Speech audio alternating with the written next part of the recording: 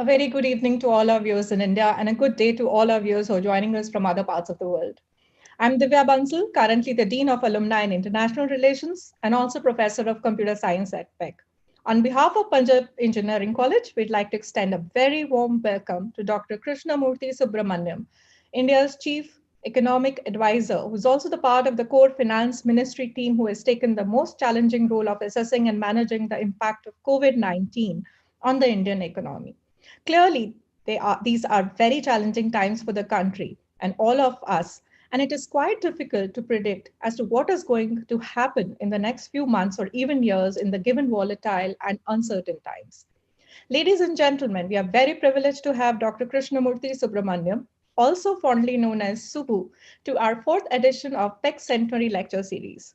As we march towards completing our journey of 100 glorious years, and as a part of our celebrations, we have Centenary Lecture Series, which feature venerable and eminent global personality from all walks of life. I would also like to acknowledge the presence of Dr. Dheeraj Sanghi, Director PEC. Our new admits to our BTech program have also joined the virtual floor today and are with us.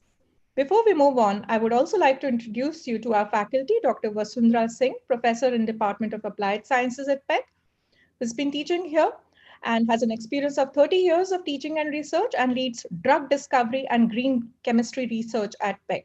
Our host for the evening is our own alum, Mr. Sarabjit Virk, who graduated from production engineering in the year 2003.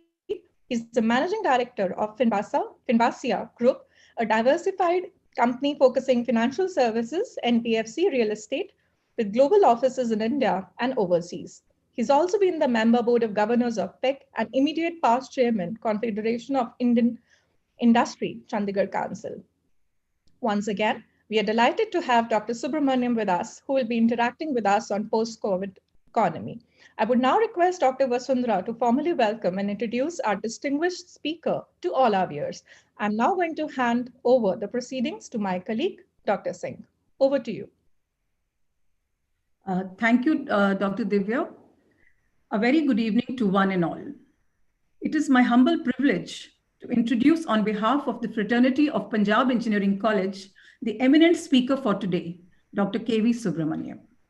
Quote, "If your only ambition is to become rich, it shows an extreme poverty of ambition," unquote. These are the great words and message of Dr. Subramanian, which he conveyed to the students on being conferred with the award of Corporate Control and Merger Scores by ISB. A very profound, intense, and far-reaching thought, sir, for the youth in these challenging times. Among Dr. Subramanian's many prominent personality attributes, he is a man so vigilant and yet so humble in his demeanor that we are very honored to have him with us today. He has nurtured young minds and spread the passion for education in his students and has taught them to value knowledge far beyond scoring good grades. Dr. Krishnamurthy Subramanian, currently the Chief Economic Advisor to the Government of India, is a leading expert on economic policy, banking, and corporate governance. He has authored the path-breaking economic survey that commends ethical wealth creation for a prosperous India and is highly acclaimed. Budding out as a young electrical engineering student in IIT Kanpur in 1994, he further proceeded to pursue MBA and bagged the top-ranked position in IIM Calcutta in 1999. In 2005, he did his Ph.D. Financial Economics at Booth School of Business at the University of Chicago under the advice of Professor Lungi Zingalis and Professor Raghuram Rajan. Dr. Subramanian's PhD dissertation earned him the prestigious Ewing Marion Kaufman Foundation Dissertation Fellowship, which recognizes the top 15 PhD dissertations across all disciplines every year. Sir, your academic achievements are indeed inspirational. To address the current situation due to the pandemic, do tune into our session live, where Dr. Krishnamurthy Subramanian today will be sharing his insights on what the economic impact in India will be like post-COVID-19 and how the Indian economy has dealt with it so far. Sir, it is my great pleasure to invite you to share your thoughts with the August gathering on the most awaited topic, post-COVID economy. Over to you, sir, Dr. Subramanian. Very good evening to one and all. Professor Dheeraj Sanghi, the Director of Punjab Engineering College, Dean Divya, faculty and alumni and students of the esteemed Punjab Engineering College. Let me first start out by congratulating all the stakeholders of Punjab Engineering College for hitting a century. I think that's quite creditable. Even in cricket, a century is valued, and so I'm pretty sure that PEC would really value it. Incidentally, talking on a day when India won the one-day cricket match against Australia, I think makes the century possibly even sweeter. So once again, heartiest congratulations to everyone that is involved with PEC. When I got the invite from Professor Sanghi, he also sent me a very nice set of inputs on the very, very rich history of Punjab Engineering College. And I think it's something to be really proud of. And so my double congratulations to all those who are involved in building this history.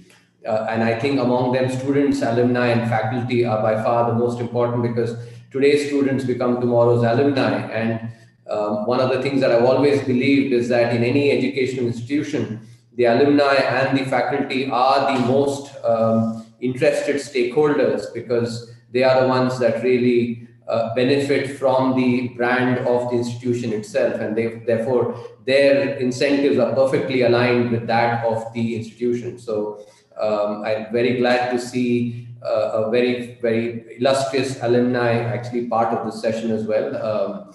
So let me start out by first saying that I would like to be more optimistic than the introduction that Professor Divya Bansal gave about the economy. And this is not just because I am an incorrigible optimist. I am indeed an incorrigible optimist, but when I share my optimism, beyond my own private thoughts, those are based on credible data and empirical evidence. It's just not, emotion. I think emotion is fine for one's private thoughts, but my public utterances actually on this are based on data. So let me first, set aside any, any sort of walls crashing kind of thought that might have come by hearing the introduction about the economy from Professor Bansal. I think India, has indeed demonstrated the resilience that the Indian economy has with the Q2 numbers. After a decline of almost 23.9% in Q1, which indeed was because of the lockdown, and I'll actually have something to say about it, before I talk about the path forward. But just the fact that from 23.9% to go to 7.5% now is testimony to the resilience that India has. And I must tell you, having actually lived in the Western world, in the United States for close to a decade, this is one aspect that oftentimes a lot of onlookers from abroad miss about the Indian psyche and the Indian economy itself, that the resilience that we have. And I think that is demonstrated in the Q2 numbers. Let me first share a few thoughts about what has been our principle to the principle underlying the response to the COVID crisis, which of course is a health crisis. And one of the first things that all of us must acknowledge is that the effects that we are seeing in the economy are all stemming from the pandemic. I think one simple factoid that must be remembered in this context is that if you look at the number of countries where the GDP per capita is going to shrink, or the number of countries where there is going to be a recession this year, that number is the highest in the last 150 years, and this is a statistic that was shared by the World Economic Outlook. I think the economic impact has to be seen in that light. When we are living through an event that is once in a 1.5 centuries, I think that definitely has to impact the way in which we view this. It is a pandemic of a magnitude that was seen the last more than 100 years back, when the Spanish flu pandemic impacted the world around the First World War, 1918 and 1919. So in the last 100 years, the world has not seen a pandemic like this. So, certainly our father's generation and, grandfather's generation, could not be part of this, unfortunately, dubious history in some sense. But we are seeing that. So I think that perspective is the first thing that all of us have to remember, that the economic impact actually is because of the pandemic. I think that is the point number one. The second point, and actually, you'll see a lot of discussion, a lot of people saying, oh, the Indian economy was slowing down even before the pandemic, and this is just continuation of that slowdown. And I don't know how many of you actually follow some of the events around the economic calendar, but if you did, I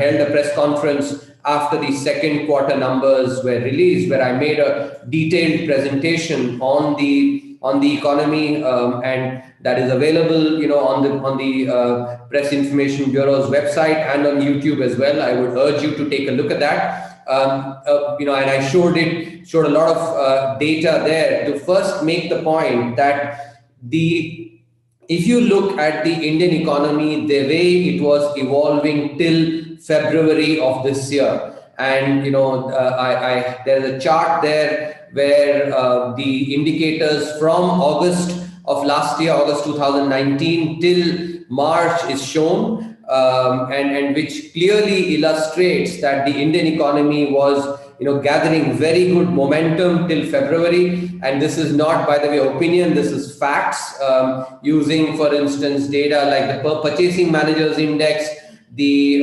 export numbers, the industrial production, index of industrial production, the core sector, 8 core sector output, freight, railway freight, the e-way bills, all these indicators, each one of them had been actually trending up until February. But they nosedived in the month of March, because the pandemic hit India in the month of March. And this also, you're all engineers, so, would be very, very, comfortable with data. If you go and check the Google mobility data, Google mobility data shows very clearly that mobility was down in India in the month of March by about 20% compared to the January and February levels. And this is, even before the lockdown. So the lockdown, of course, happened in the last week of March, but the mobility was down by 20% in the month of March itself. And as a result, the economic activity got significantly impacted in the month of March.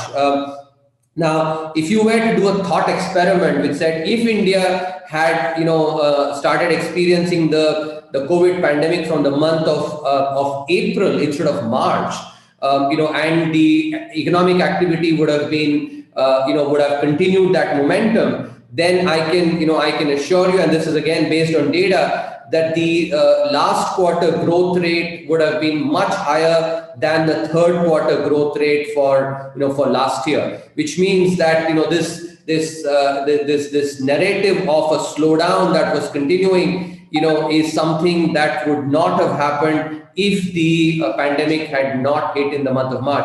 Because, and people like Sarvajit Singh would vouch for this, that the last month of the financial year is by far the most important, because a lot of economic activity happens in the month of March. And in some sense, it was, unfortunate that, that the pandemic started impacting India in the month of March. And thereby this sort of narrative has been painted by looking at the broad GDP number. But oftentimes, the important narrative lies when you unpack and open the sort of the hood of the car, if you wish, and look at what was happening. So that's point number one that I wanted to state, that this narrative that the Indian economy was slowing down, and what you're seeing now, amidst the pandemic, is basically a continuation of that slowdown, is incorrect. Secondly, if you see the Q1 decline, and this is something, I had written an article in the Indian Express after one of the former finance ministers had basically called into question the recovery that I had talked about. After the first quarter print, I had said that there was a V-shaped recovery that was going on. And in response, I actually wrote an article in the Indian Express where I showed very clearly, by plotting the intensity of the lockdown as measured by Oxford University on the x-axis, and the GDP decline across countries on the y-axis. You can go and check that out. It's there in the press conference as well.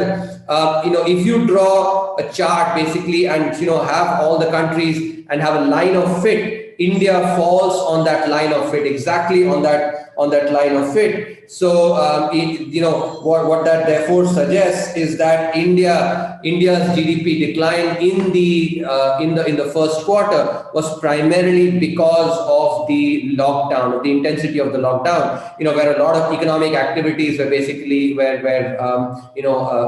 restricted. Now, which brings me then to the reason for the lockdown. Why is it that India required an intense lockdown? I think this is something which is very important to understand before I move on to talking about the future, the outlook for the economy. Back around mid-March, when evidence started coming in about increase in cases, in Wuhan, and how the lockdown had actually slowed down that pandemic. We basically went and looked at a lot of the research that had been done on the Spanish flu pandemic. And one of the things that came that was very informative, that is that, and this is epidemiological research, which showed that a pandemic, the pace of spread is like that of a network, and many of you, those who are, in electrical engineering and computer science, would be, taking classes in network theory. I certainly do remember, doing a class in network, network analysis at IIT Kanpur during my electrical engineering courses. Now, epidemiological, phenomena also are network phenomena, and therefore the pace of spread of a pandemic is much higher in a larger network, only because, basically in a larger network, the likelihood of one person infecting far, the number of people, that is much higher. And so the pace of spread is, much higher in a larger population. That's point number one. The second point is that the pace of spread is especially higher when, in densely populated areas. And, in India and in South Asia in general, we live actually the most densely populated areas anywhere in the world. Now, this is because social distancing becomes difficult, and closer, to people, the likelihood of them passing on the infection from each other is actually much higher. So the population density is the second parameter that affects the pace of spread of the pandemic. So when you took that into account, the fact that India, is basically, has a large population, is densely populated, and third, because India actually has a lot of, is globalized compared to some of the other, economies in South Asia. There are a lot of people that travel to and fro from India to foreign countries. And thereby coming. So, while a lot of testing, etc., was started, as soon as, cases started in Wuhan. But the fact is that India, was far more, has far more, interactions with the rest of the world in terms of people coming in than some of the other countries. And that is the other third dimension. So as a result, given that the pace of spread would be much higher in India, the choice that we had was between bad and worse, and that is what all policymakers across the world have had to choose between bad and worse. So if, for instance, we did not have a lockdown, and this is something that a lot of epidemiological research has also demonstrated, and some of my batchmates from IIT Kanpur in my batch are themselves professors, at various top universities, and I have been in consultation with them as well. And based on that and some other research, I actually can highlight that if, for instance, the lockdown had not been implemented, we might have been easily having 50 to 60,000 cases, just by the second half of April, 50 to 60,000 cases. And now, I want you to track this number, so keep the 50 to 60,000 cases that I mentioned, one statistic. Second, if you looked at the mortality rates in the month of April, the mortality rates were about 4.5%. Now it's actually less, about 1%, little less than 1% now. That's because of the learning that has happened. The entire medical and the healthcare system has learned how to deal with these cases. But early April, that learning, had not happened, and that's why the mortality rates were 4.5%. Now, if you think about this mortality rate of 4.5% was with a few hundred cases that was coming in, because during that time. If you had a situation where 50 to 60,000 cases, that 100 times as many cases were coming in the month of April, with the kind of health infrastructure that we had, there is no way that we would have actually been able to keep that mortality rate at 4.5%. It would have been far higher. And that is one of the key things that epidemiological research, pointed out, that faced with the pandemic, it was important to flatten the curve. What does that mean? That, if you did not have a lockdown, you would have a curve like this with a very sharp peak, and that peak being hit very quickly. In contrast, if you flatten the curve, that peak becomes actually much shorter. It's like you're spreading that distribution, and all of you, again, engineers would understand the distribution. So when you have a very, sharp distribution, the mass is basically just around the middle. In contrast, if you flatten the distribution, then the peak is much lower. Now, this is important to remember because, a lot of people ask the question, what was the impact of the lockdown? Look,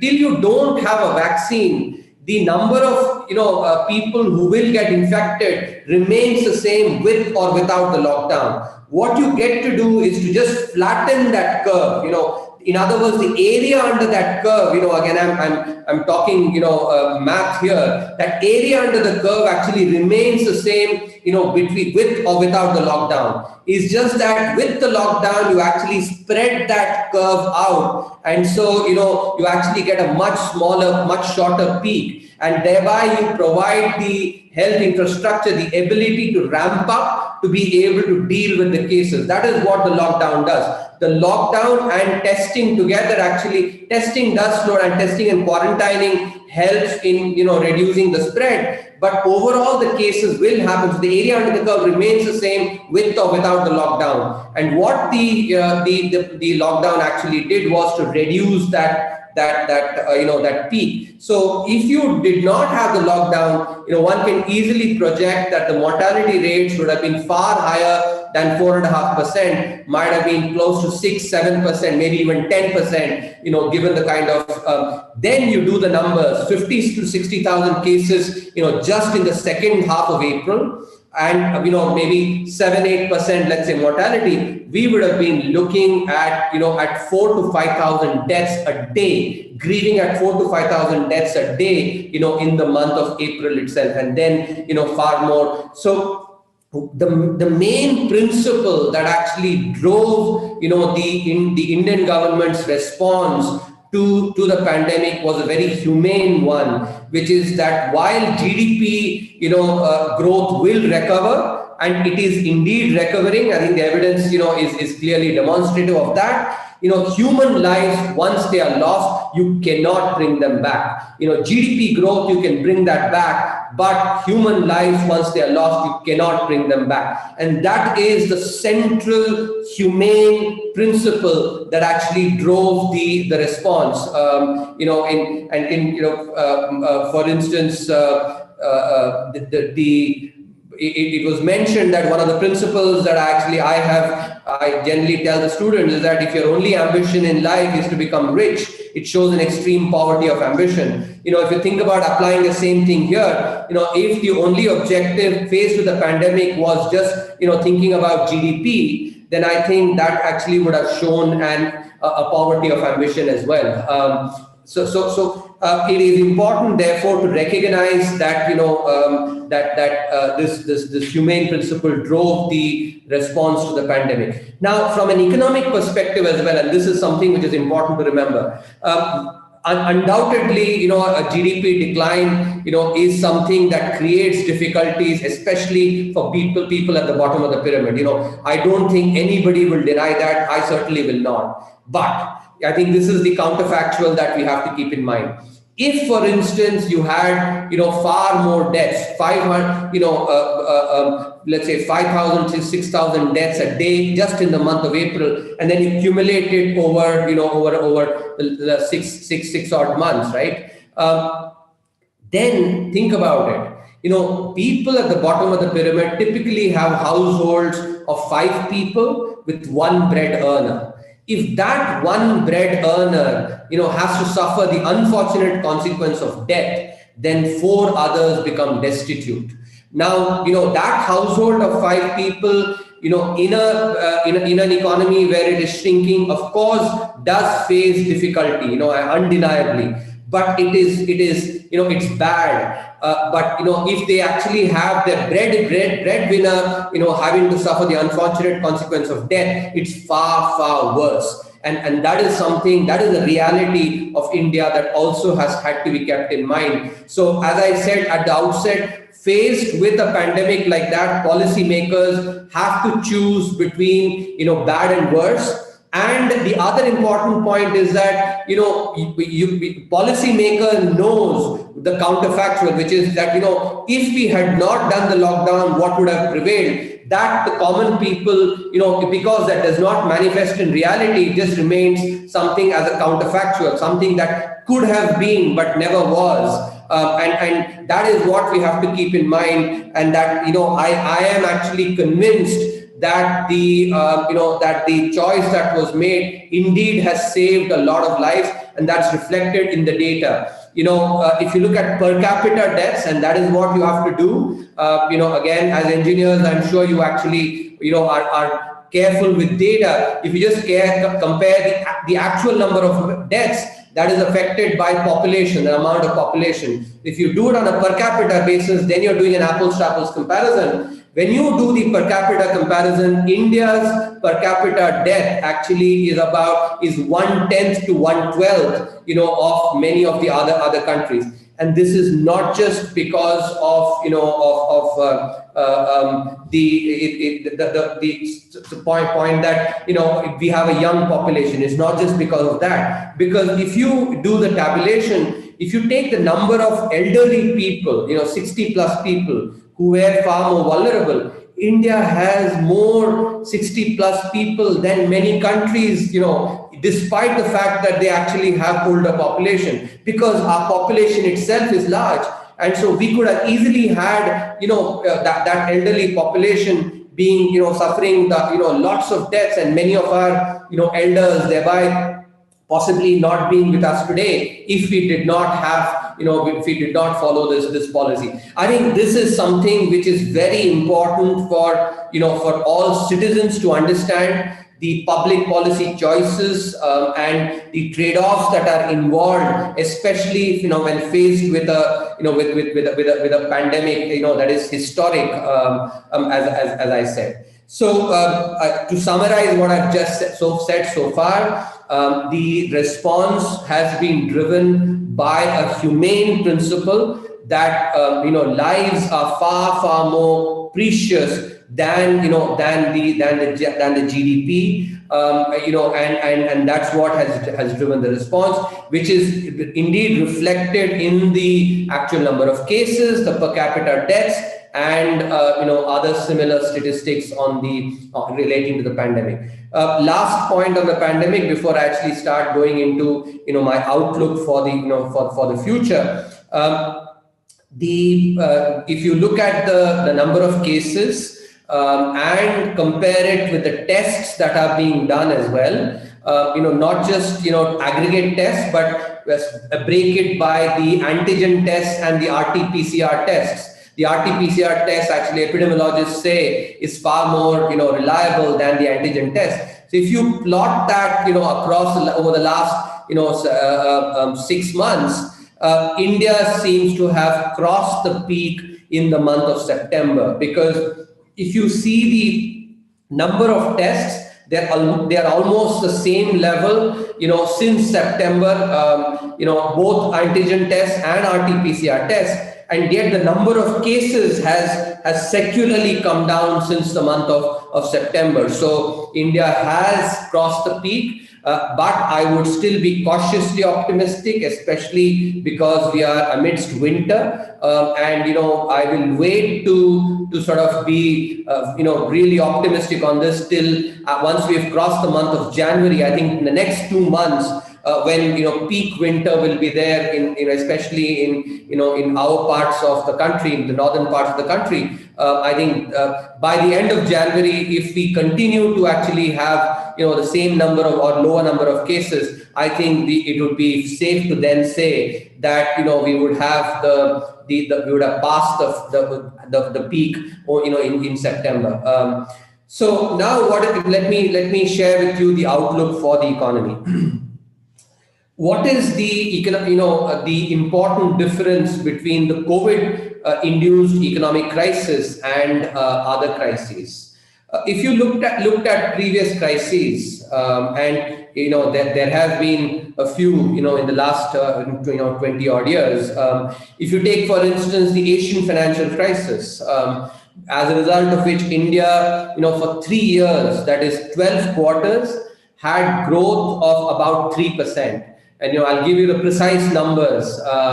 This was the time when I was going for my PhD, so I remember these numbers really well. In 2000, India grew at 3.8%. In 2001, India grew at 4.8%, and 2002, India grew at 3.8%. Okay, so in other words, for 12 quarters, which is much greater than what we had before the 8 quarter slowdown that we had before the pandemic. For 12 quarters, the Indian economy had grown at about 3%, something around 3%. And yet, the reforms that were launched at that time, the infrastructure investments that was done, had indeed brought growth back to 8% plus from 2003 onwards till the global financial crisis struck. So this is something that is important to keep in mind. If you look at previous crises, for instance, the global financial crisis, or the 1991 crisis, or the 2013 crisis that India faced, those were typically about what we economists call overheating of the economy, which is demand really increasing at a much faster pace than domestic supply. But what the COVID crisis, has the potential to impact is growth, because it's reverse in some sense underheating of the economy, because it's a big demand side shock, and the reason it's a demand side shock is twofold. Firstly, because of the need for social distancing, sectors like travel, tourism, hotels, etc., have been significantly impacted. I'm sure all of you yourselves would have seen, of course, during the unlock phase. Now many of us have started going to restaurants, of course, with masks, etc. But still, the demand is not or at the same levels as the pre-COVID. So there is a negative shock to demand for sectors that are particularly affected by social distancing, some of these service sectors. Second, and this is the other key aspect, which is when faced with a crisis, all of us as individuals become far more risk averse, and we typically do not spend as much, because we may think that, we may need the money if somebody in our family becomes sick. So, if some of us were, let's say, planning to buy a house or things like that, before the unlock phase, now, of course, I think during the unlock phase, real estate is picking up, even consumer durables has picked up. But before that, what people would do is to say, okay, let me keep this money with me, not spend it, because, we may need it. And what that does is when every person basically cuts back on his or her spending on some of these non-essential items, that then affects buying across the economy, and that is what we economists basically say, that the demand for non-essential items has basically gone down, and that is the second part of the crisis.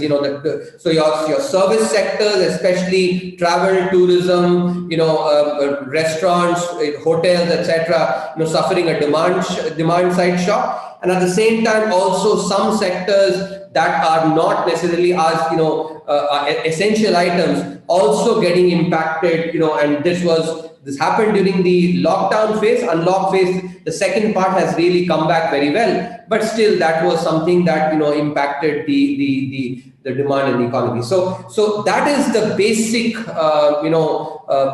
aspect of the COVID crisis. And therefore, what we did, and here's, using this framework, you can now understand why the Indian economy, Indian government has basically come up with such a slew of reforms.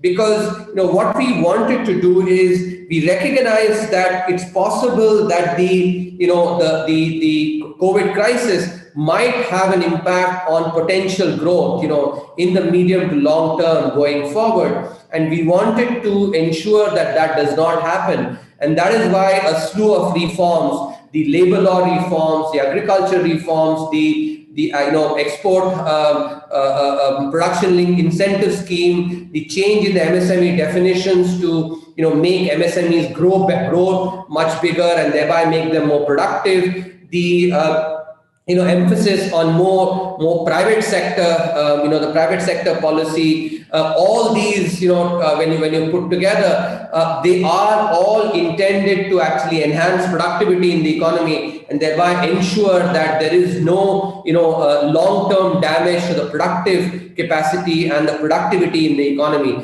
Thereby, there is no impact to long-term growth, and that is why reforms have really been, implemented. And that is essentially to try and convert the crisis into an opportunity. I think that is indeed happening.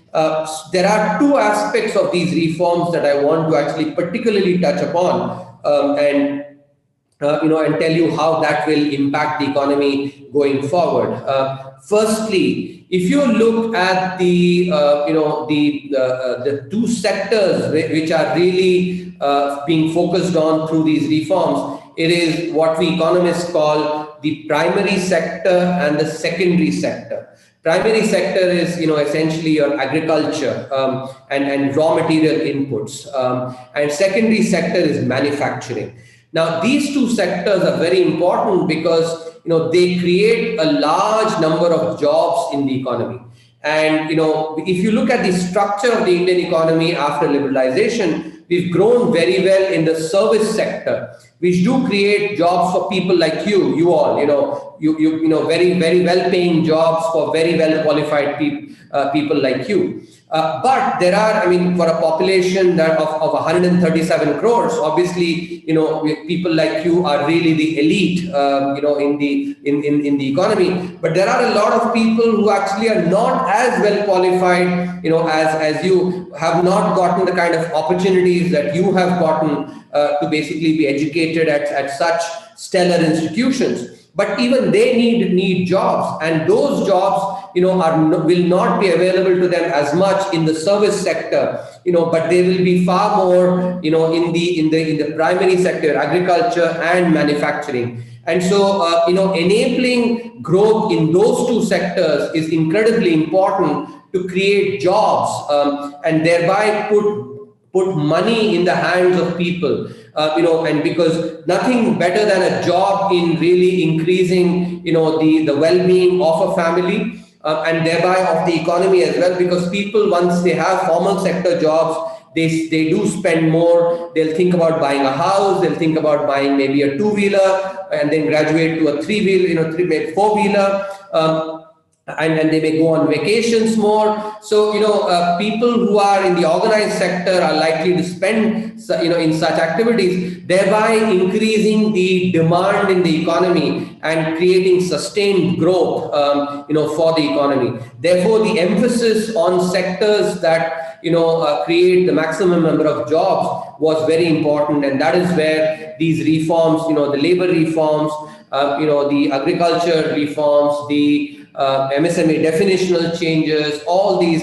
the other ones that I've talked about, all of them are very important in creating jobs and thereby also creating, sustained demand in the economy. The second key aspect of reforms that I want to touch upon is the formalization of the economy. Now, this is important, one, of course, to drive sustained demand, but the second thing is also to build more resilience into the economy. Why? Because if you look at firms that are in the formal sector versus firms that are in the informal sector, or even jobs that are in the formal sector versus those that are in the informal sector, firms and employees in the formal sector are far more resilient than those in the informal sector. And therefore, when we formalize the economy also becomes more resilient to be able to take the kind of shocks, which are inevitable in a globalized economy. If you see just over the last 10 years, the global financial crisis, and then again the COVID crisis. So there are shocks that hit the economy, which domestic policymakers have no control over. And so it is important, therefore, to build resilience in the economy, and formalization does that. And I think if you look at the emphasis on digitization, the emphasis on technology, the Jam Trinity, for instance, all these are efforts to try and increase formalization in the economy. For instance, something that oftentimes does not get mentioned as much, but we covered this in the economic survey this year, is the extent of formalization that has happened in the workforce in the Indian economy. If you compare 2011-12 data to 2017-18 data, this is legitimate data put out by the Statistics and Policy Implementation. They do what is called a periodic labor force survey. Earlier, the survey was called the Employment-Unemployment Survey. And when you compare that, the percentage of casual labor decreased by about 5%, and there was a concomitant increase in the proportion of salaried employees by exactly 5%. So a decrease of 5% in casual labor and increase of 5% in salaried workers, which is what I was talking about. That salaried workers, obviously their wages are much higher than that in the casual labor. So and overall, if you look at the magnitude of such change from casual workers to salaried, it's about in excess of 2 crores. So this is something which is a very important aspect. Similarly, if you look at female versus versus male, the change from casual to salaried workers has been greater among female workers, and these are all good aspects of the formalization of the economy that has happened. So which will actually make India more resilient. Final bit which I want to touch upon is the emphasis on the Atmanirbhar Bharat.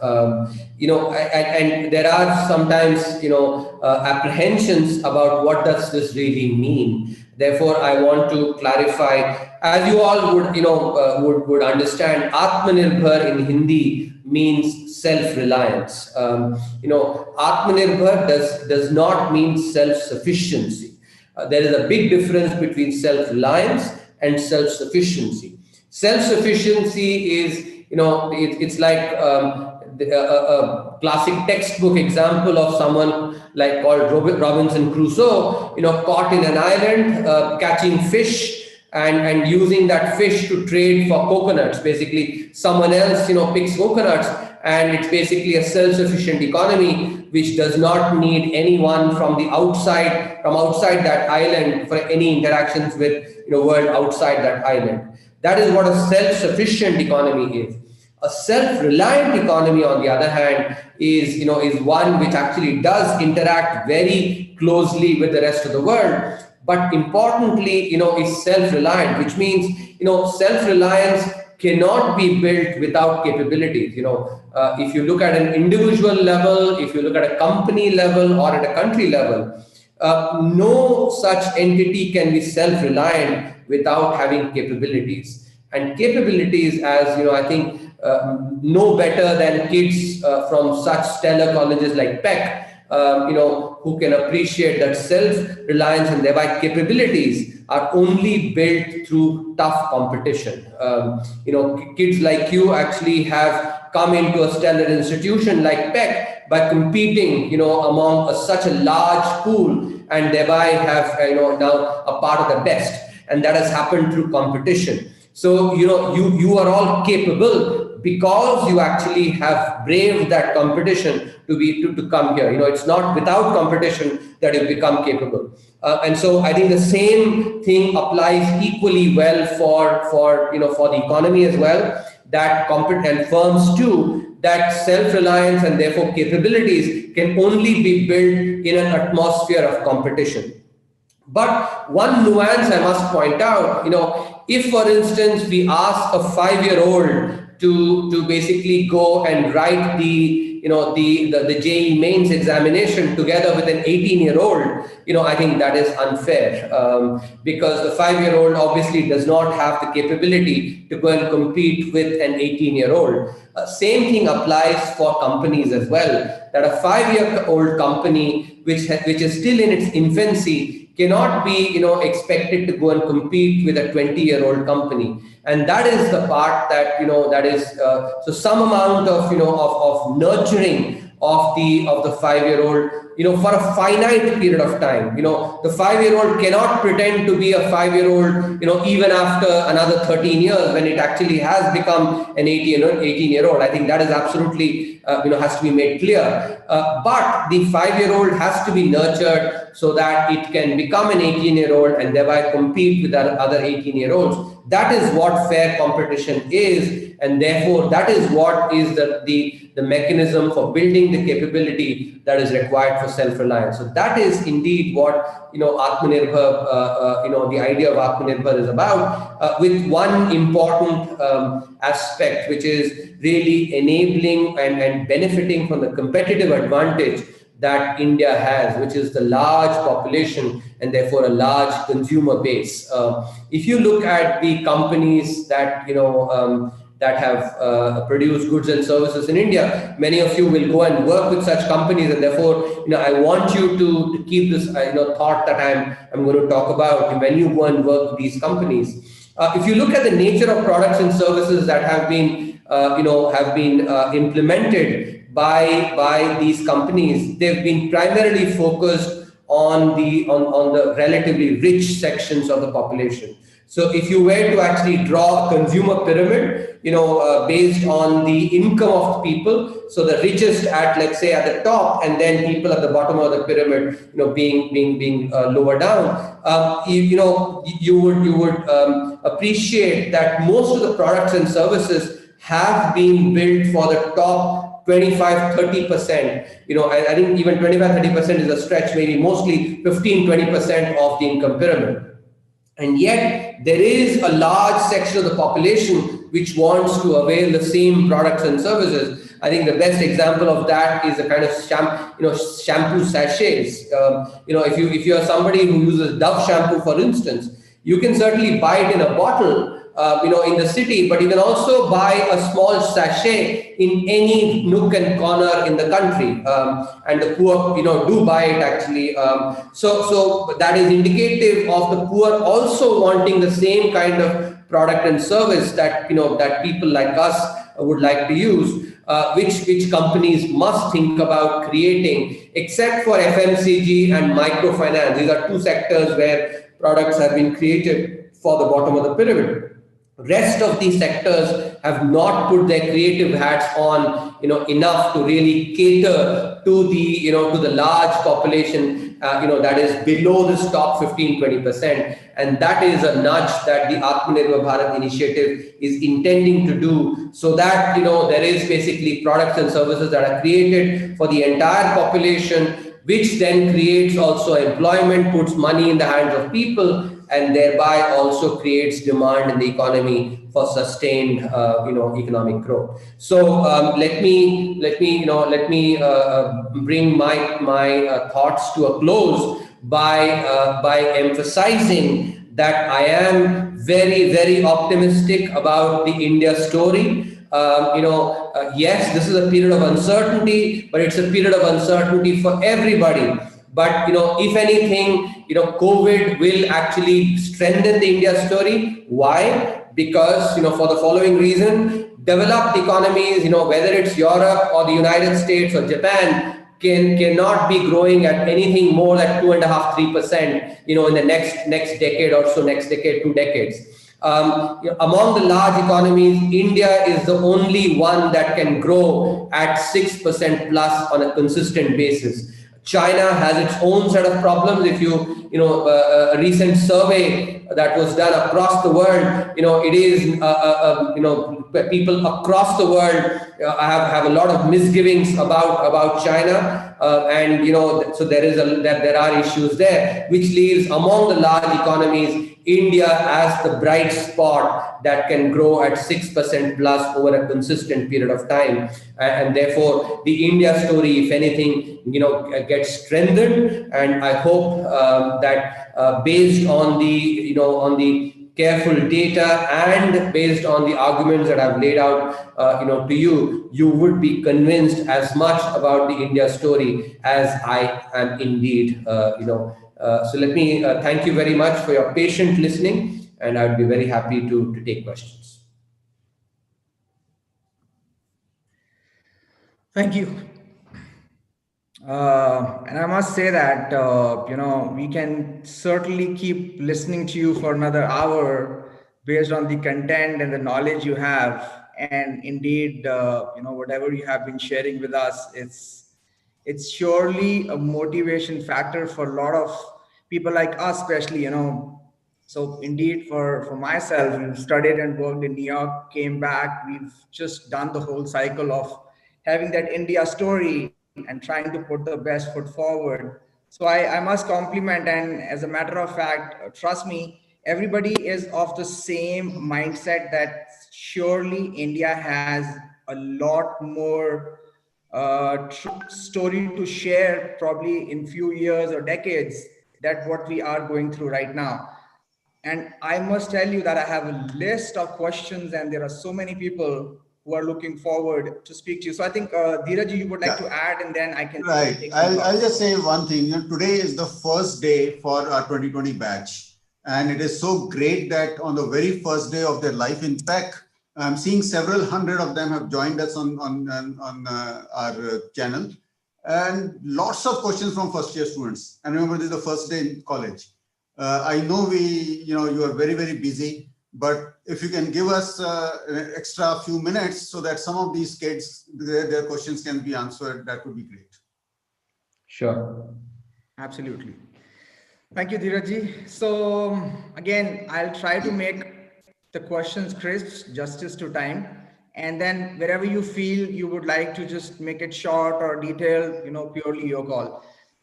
Surely, I somehow had a very strong thought that you feel that the data has a most important role to play when you're talking about either the developed or developing economy. So where do you really see in terms of the data which is coming for India? I know you referred about the data which was turning point for the industry, or we were trying to create more and more history. But do you really feel that the current state of affairs is reflecting the true data in terms of the economy, or how it is purely more refined in US or global countries vis-a-vis India? So what's your take on the data which is actually on the floor these days, or predominantly before and in the current COVID situation? So, firstly, I think there are two aspects to your question. First, I think compared to the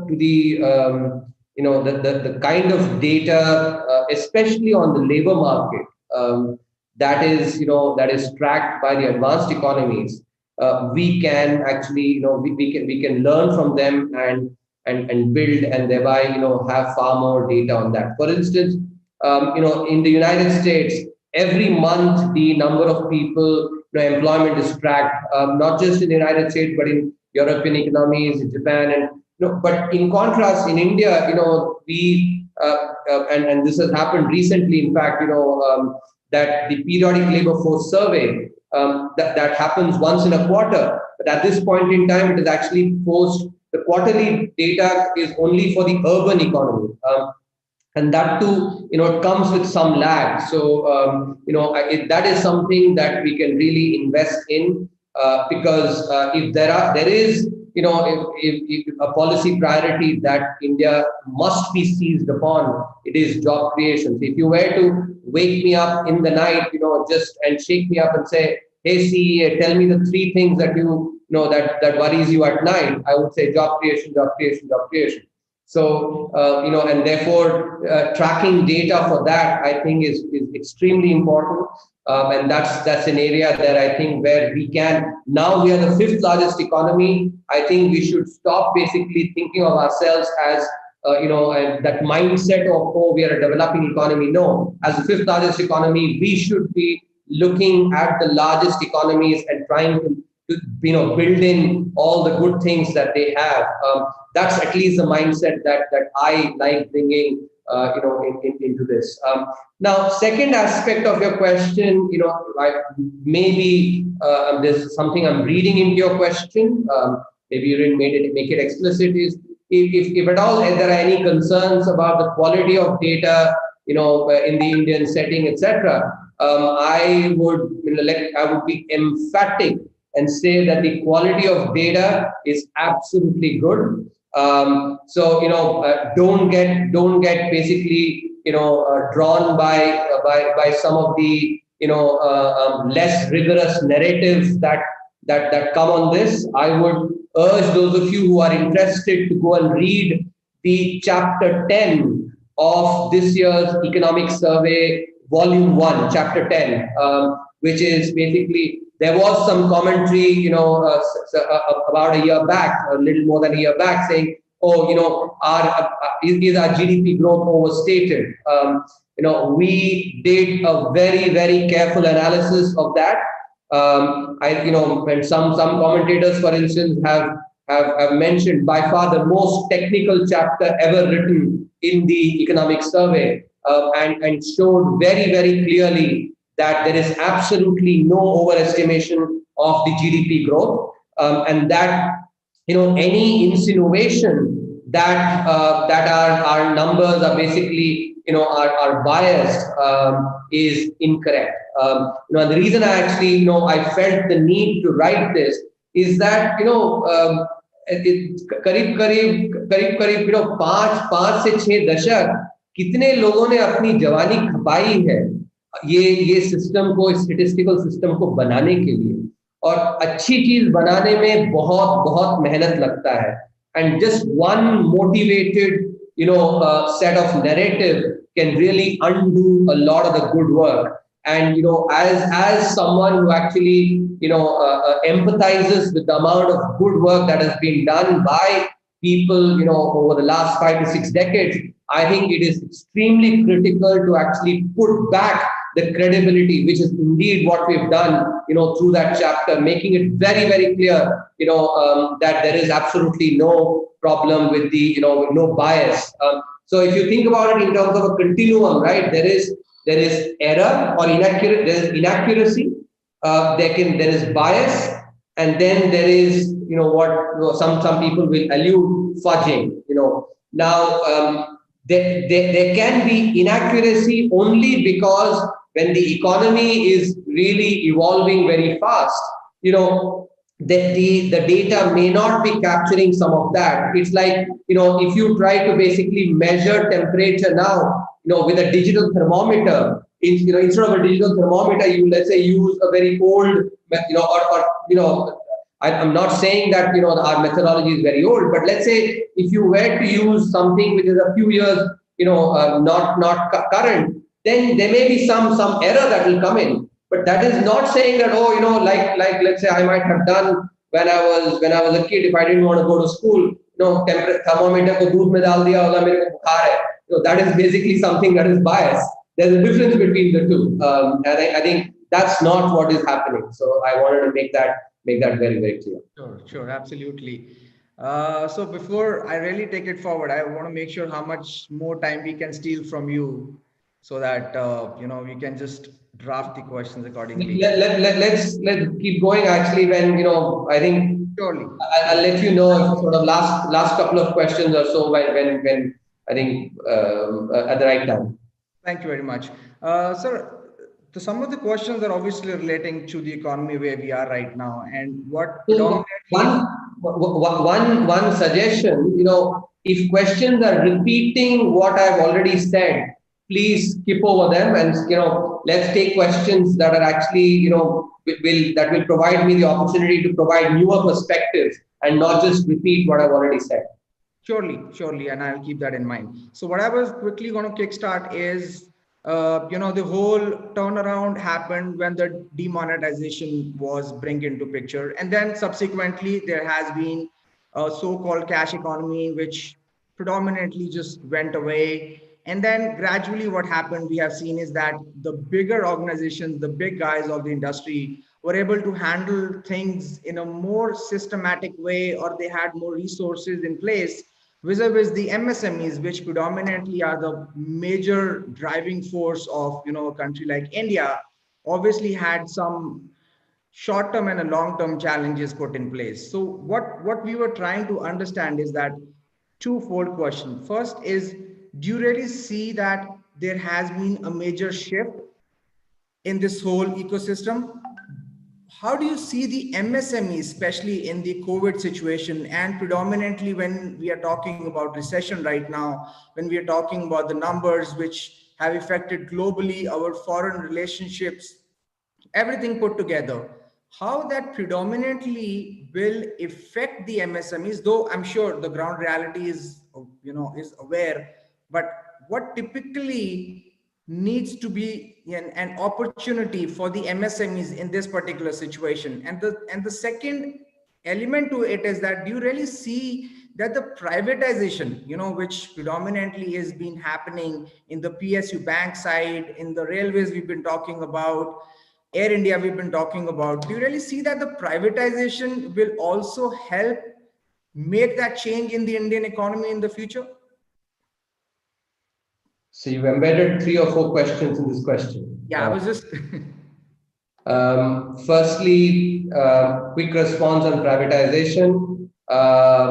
There's this chapter that we wrote in the in the January the economic survey this year that was titled "Privatization and Wealth Creation."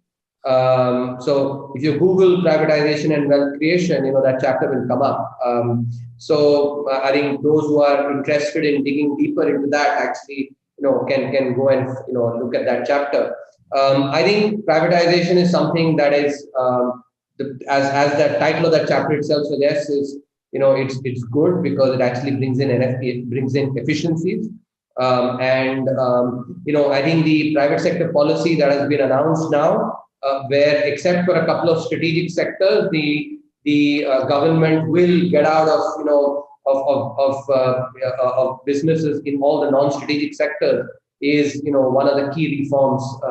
I think that's a step in the right direction. Now, the first part of your question relating to MSMEs and demonetization. So, I did touch upon this earlier by saying that formalization of the economy is something that is important. And because formalization brings in resilience. And one of the things that in economics that we all have to understand is that there is always a trade-off. There is a cost and a benefit. So if some benefits have to come, some costs have to be taken. And typically, and this is the way I think about choices faced with trade-offs, that if there is a policy that creates some little bit of short-term pain but creates long-term gain, that's one kind of policy. A second kind of policy is one which creates short-term gain but creates a lot of long-term pain. I think this is something that if you have to make a choice between these two, one has to actually choose that which creates some short-term pain but a lot of long-term gain, and not one which creates some short-term gain and a lot of long-term pain. And I think formalization is one which creates some short-term pain but creates a lot of long-term gain. Why? Because if you take an MSME, which, let's say, if it's formalized, it has, let's say, its tax return or other maybe GST return, it can go and access credit. It can access credit from the from banks. If it is just driving, if it is doing purely cash business, then it doesn't have the formal records to go and take credit. And most MSMEs typically face cash constraints or financing constraints. And so becoming formalized is something that enables them. So therefore, I do really think that formalization, which started with the demonetization and then was accelerated through GST and a lot of the reforms that are being done, is indeed in the long-term interest of MSMEs themselves. Because finally, if you think about it, and you're a businessman, you would understand this very well. That if you have a company with a turnover of 100 crores vis-a-vis a company of 1,000 crores, it's possible that if you have a company with a turnover less than 100 crores, you may get some benefit from the government. Now, if you choose to remain at less than 1,000 crores because you want to get that government benefit, and then when you reach, let's say, 98 crores, you go and create a company in your wife's name, and then a company in your brother-in-law's name, and then another company in your driver's name, etc., each bringing it up to 98 crores, you do not avail economies of scale. And thereby the profits that come to you, you are the biggest loser of that by being so myopic. In contrast, if you actually build one company which has 400 crore turnover, 500 crore turnover, then you generate economies of scale. Where you might have been making, let's say, 10% profit on a 100 crore company, you'll make 15% profit on a 500 crore company. And that is what, when you look across the world, across history, Those who actually, grow big are those that have long run vision. Dur ki soch. Yeah. That is what is dur ki soch, is what distinguishes somebody who remains small versus somebody who becomes big. And so it is in the interest of MSMEs themselves to actually get formalized by having that dur ki soch. And government policy is basically just enabling that dur ki soch.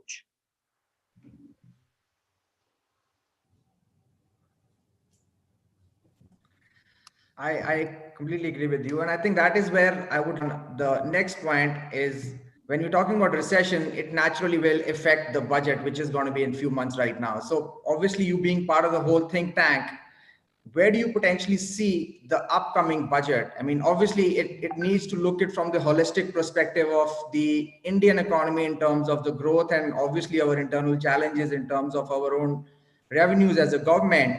But certainly, I'm sure it is going to be affecting a lot towards the industry, keeping in mind the pain, as you rightly referred to, and dur ki soch, which is the vision of the government, and obviously for the lot of industries as well. So keeping in mind that, officially or unofficially, we have kind of agreed that the recession is right there globally and partly India as well. How the recession can be handled right now, and what potentially can we expect in terms of the budget as from the government, which will be beneficial for the industry? The budget will be focused on growth. That was quick. Surely.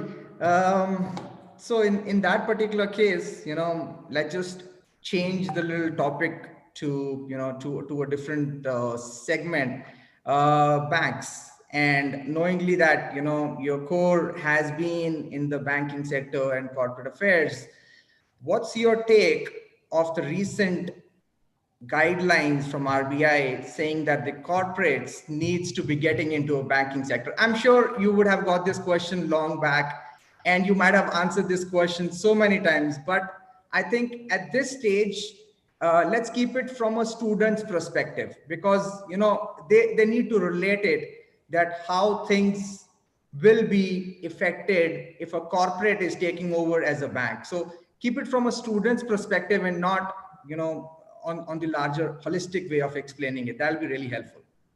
And I'm so happy that our first year students have asked this question. The guys who have just joined college today, they can think so much to ask such a question. I'm so happy. Yeah. Maybe you can mention the name of the student that has asked that question.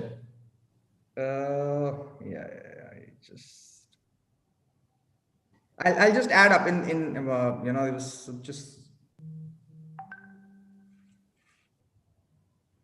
my bad.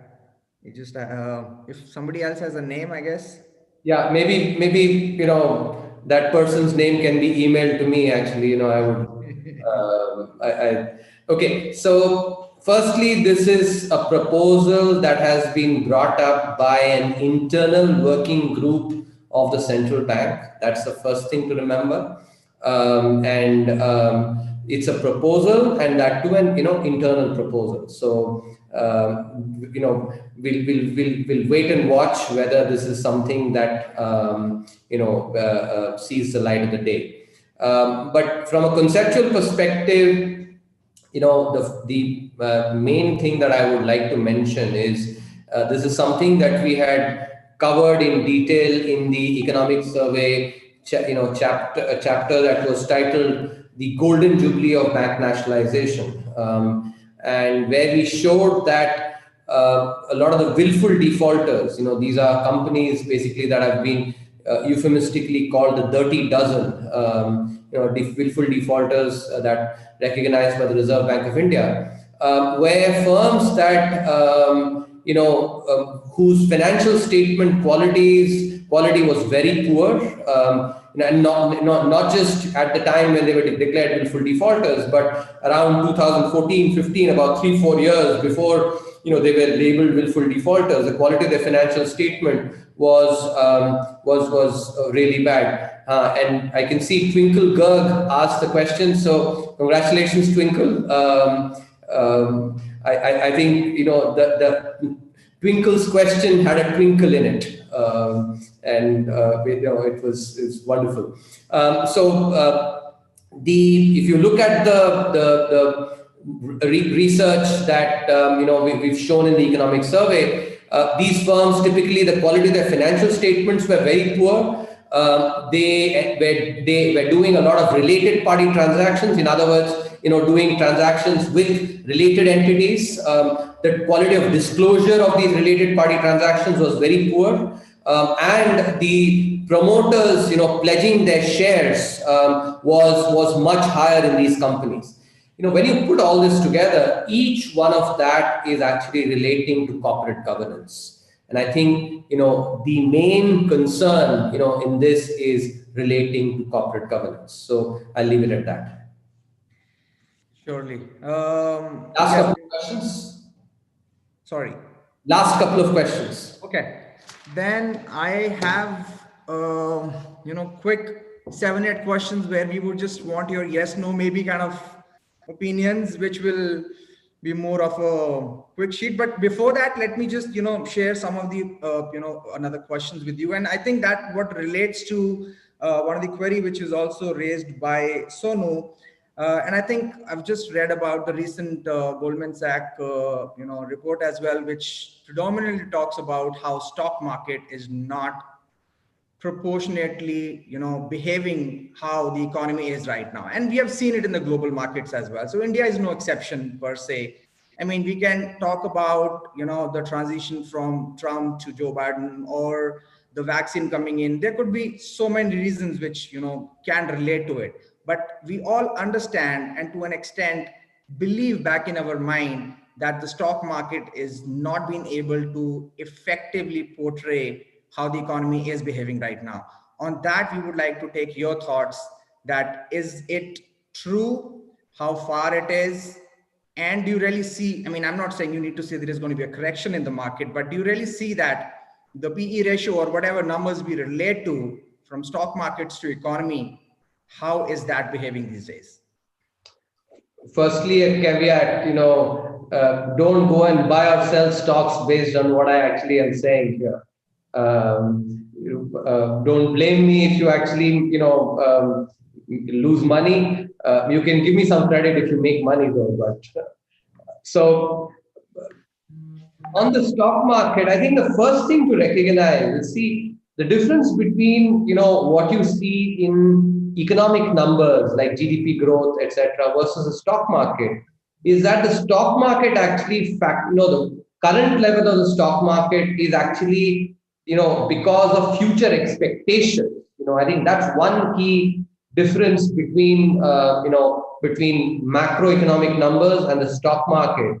For instance, Q1 growth or Q2 growth does not factor in as, what is going to happen in Q3, Q4 and subsequent, in the subsequent year. But the stock market level of that actually does factor in, future growth. That's one fundamental distinction that has to be kept in mind.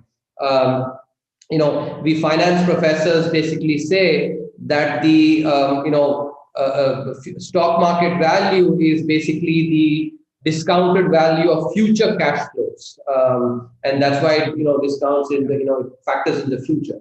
So the reason I bring that conceptual difference up is that especially with India, as I said, being one of the singular bright spots for once we get out of COVID, 6% plus growth in a large economy. That does build in a lot of growth potential which other countries may not have, especially after the COVID crisis, number one. Number two, the reforms that have been done, which do, impact the productive capacity and productivity in the economy going forward. And so that is also about the future. Some of the market may be factoring that in. So there is certainly some part of the stock market's value, is reflecting fundamentals. That said, there is also, the part that there's a lot of global liquidity now because of the, easy monetary policies that are being followed by advanced economies. And so money that is looking for return, high return, and India is basically providing that. And if you look at the FPI flows and the FDI that has come in, record numbers. So that's reflecting. So part of it is also actually because of the liquidity, globally, that is looking for good returns. I agree with you. And I think one of the another point which just came with it is that financial literacy has predominantly not been taught in the early stage of our schools and colleges. We've always seen, parents and somebody of the elder generation has been guiding us. And I think that's where one of the suggestions came, that potentially we should add more financial literacy related subjects at an early stage, so that people understand how to manage their resources and finances and everything, which predominantly has not been actively in Indian market. I mean, I know it's there in the global world, but India has somehow been working on that. So if you would like to add a point on that, I mean, that's a good suggestion. It's a good suggestion. Correct. That being said, whenever you say, I'll just move on to the rapid. We can move on to the yes/no questions now. Okay. So I think just pen down a few questions, and maybe you can just help us in building a vision, because as Dheeraj rightly said, the current viewership audience is a lot towards the first year students, which potentially has a future vision and getting into PEC college. When do you see India being a developed country? Which year? I would have answered this question much better if I were an astrologer. Well, okay, let me, that was of course a little, sort of just in a lighter vein. So I think there's a good likelihood that India, could be a $10 trillion economy in the 2030s. So in another decade from, thereabouts, sometime in the 2030s, it's possible that India can be a $10 trillion economy. And, at $10 trillion, then, our per capita GDP, therefore, can be about, 3.5 times what it is today, which will then actually, would keep us, for such a large economy, I think per capita GDP would then be about, I'm just sort of roughly calculating, between $6,000 to $7,000, approximately.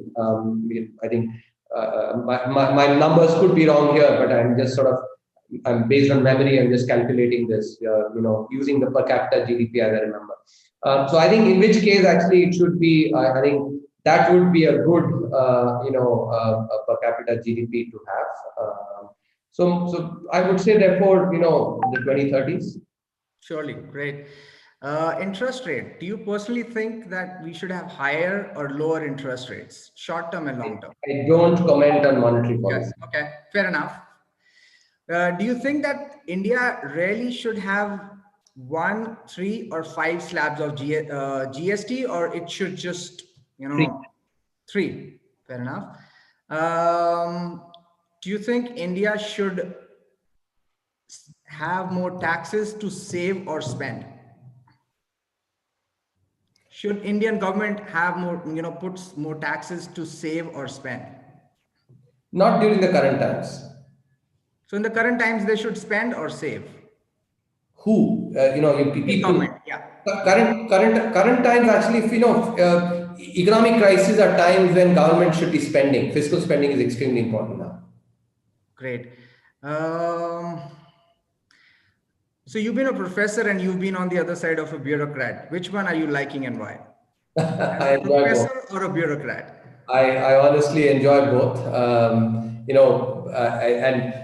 I'm not being, I'm not just being diplomatic. I actually honestly enjoy both. See, there's a certain pleasure in being a professor. In fact, if I have to live my life again, I would again choose to be an academic, because nothing gives me more pleasure than two things. One, being in a classroom among young people. And that's one of the things that I used to observe.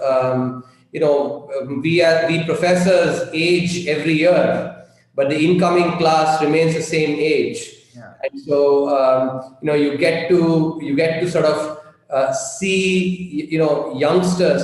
And one of the best things of interacting with youngsters is there's so much passion in them, so much कुछ कर गुजरने की वो जो जुनून होती है ना, that is something which I really love among youngsters. And I think I also think that aspect of being of a youngster is something that all of us should keep alive, irrespective of whatever age we are in. कुछ कर गुजरने की वो जुनून actually वो होनी चाहिए हमें, and that is something which actually I draw upon a lot, from youngsters.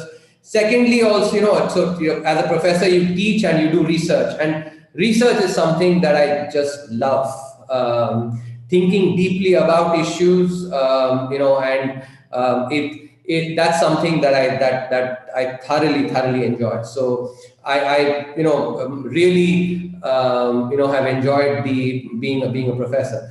But at the same time, if there is one role in the government which is best suited for a professor, it is that of the chief economic advisor. Because here again, you actually you think deeply about issues. The economic survey is one where I get to do a lot of research, think deeply about a lot of issues, and think about issues that are very wide-ranging. So wide-ranging that I would not have definitely thought about these kind of issues if I were just a professor. When you are thinking about actually the Indian economy, microeconomic to macroeconomic, financial sector to healthcare, to education, to the digital economy, all these you actually get to.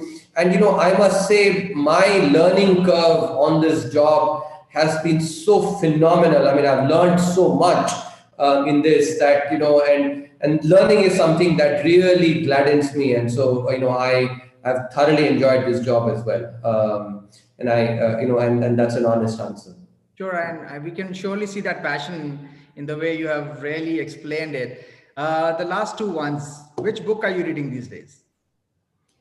Which book am I reading? I'm actually reading a lot of research papers now. I'm not, reading a book currently because, which book would you suggest for our students to surely read? Okay, that's a question that I can certainly answer. There's this one book that really influenced me a lot. Okay, I'll say two books. One is this book called "Talent is Overrated." The essential message is in the title itself. And I'll say this. I don't know how students today think about, but back when I used to be in IIT.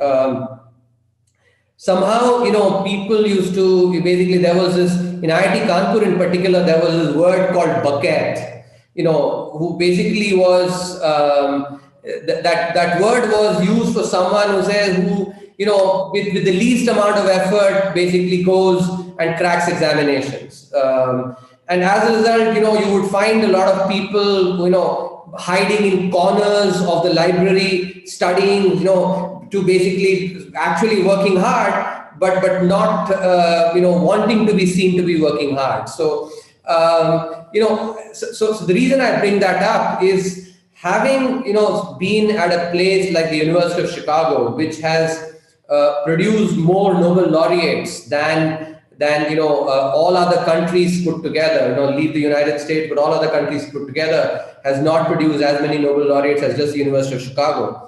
And having seen so many of these Nobel laureates, at close quarters, and having been taught by them, what I have actually discovered, and not just Nobel laureates, but a lot of top policy makers whom I've had the privilege of interacting with, and some of the people who history will look back.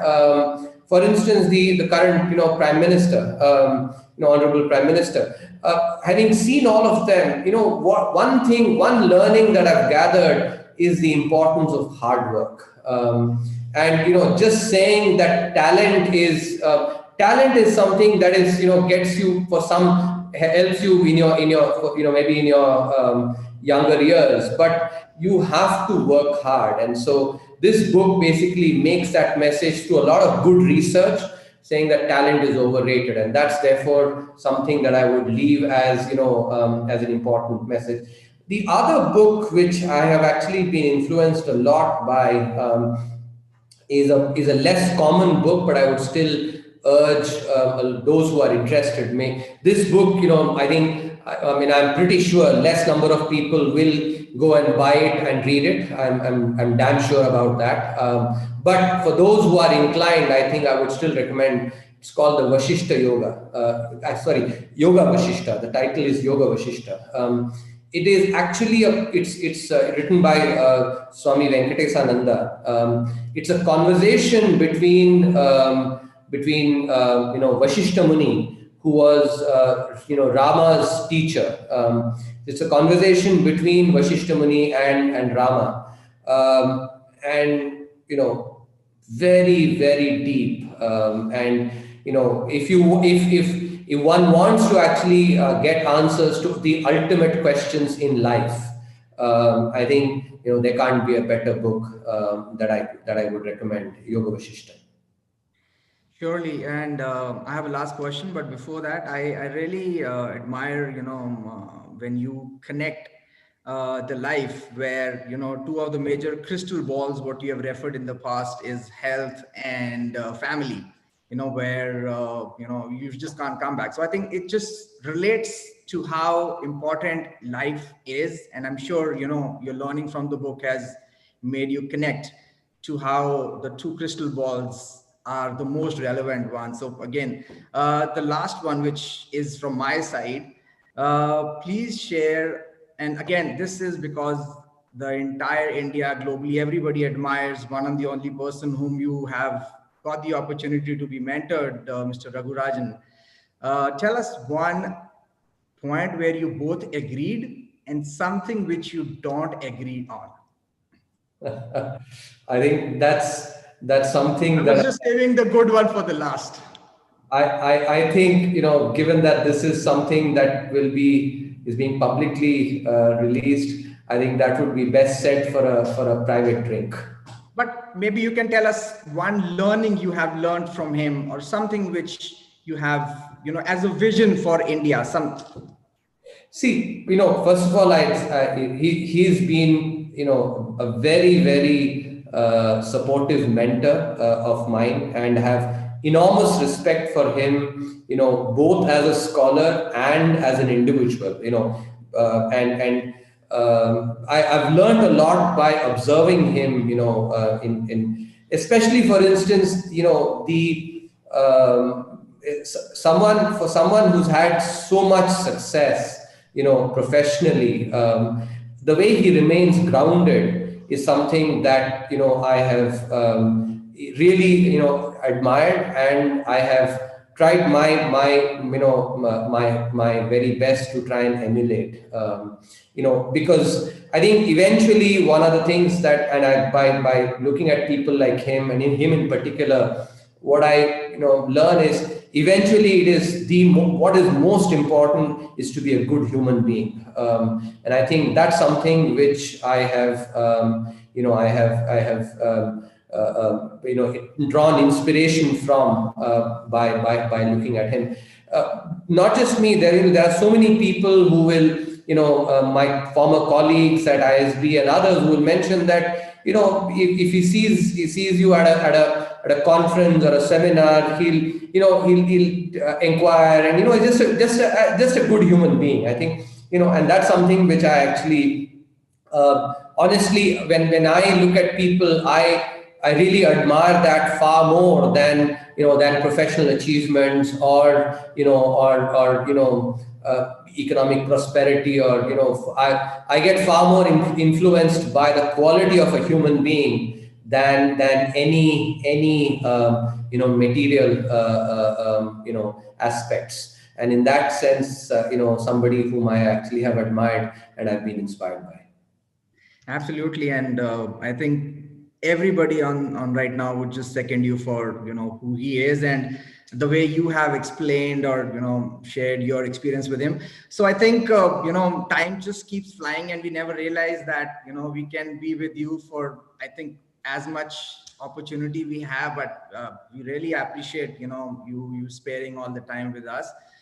So before we really, try to wind it up, I would just like to take last thoughts from you in terms of especially the students, as they are getting into that whole professional world, next 4 years after that, jobs, the whole world is going to change because you and I possibly can relate to, once you get into engineering college, you are happy. Once you get into a job, you're happy. So that cycle has just started for them. They've got into a professional college, engineering college like PEC, and now they're getting into a job like PEC. What next? Last words from you. Okay, I think two aspects. One, I would say be lifelong learners. I think that's the most important. If you learn, then I think everything else, which is money, power, privilege, all that will come. Don't put the cart before the horse. Actually, I think keep learning and keep growing as an individual. I think all the other aspects will come. The second, piece of advice that I would like to leave is with students, from as stellar institutions as Punjab Engineering College, is to recognize how all of us are so privileged. In a population of 137 crore people, to be studying at institutions like this, we are indeed very, very privileged. And with privilege comes responsibility. I think that's something which I would really mention. And there can't be a better way to capture this than a shloka from the Bhagavad Gita. This comes in chapter 3, shloka 21, which goes as Yat yat acharati sreshtataha tat tat evetaro janaha sayat pramanam kurute lokastad anuvartate. What it means is yad yad acharati sreshtataha. Acharan is behavior. Yat yat, how? Yad yad acharati sreshtataha. Sresht, as you would understand in Hindi, is somebody who's privileged, somebody who's looked up to. And people like us, are given the privilege that we are bestowed, will be looked up to by common people, people who are less privileged than us. So yad yad acharati sreshtataha tat tat evetaro janaha. Janaha is basically the other common people follow us actually, and so therefore there's enormous responsibility. Sayat pramanam kurute. Praman, Hindi praman means proof. Not just talking about it, but actually the way we behave, that proof of behavior, and that is what eventually people look at. Sayat pramanam kurute lokas tad anuvartate. So this is basically the responsibility that comes from being privileged. And I think, we have to recognize the responsibility that is bestowed when we are given privilege as well. And I hope that all the youngsters here would treat their privilege with enormous responsibility. Thank you.